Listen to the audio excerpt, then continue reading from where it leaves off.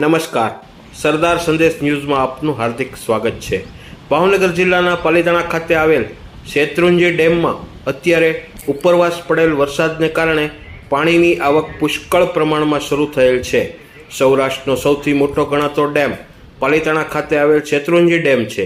ડેમની સપાટીમાં આજે અમરેલી પંથકમાં પડેલા વરસાદને કારણે સતત વધારો થઈ રહ્યો છે। શેત્રુંજી ડેમ જેની ક્ષમતા 34 ફૂટ સુધીની હોય અત્યારે 60%થી વધુ ભરાઈ ચૂક્યો છે। અત્યારે જ્યારે લખાઈ રહ્યું છે ત્યારે 2030 ક્યુસેક પાણીની આવક શરૂ છે।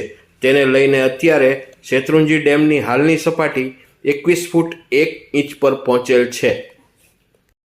આપના ગામ, શહેર, તાલુકા અને જિલ્લામાં બનતી ઘટનાઓની માહિતી મેળવવા અમારી ચેનલને સબસ્ક્રાઇબ, લાઇક અને આપના સ્નેહીઓને શેર જરૂર કરશો।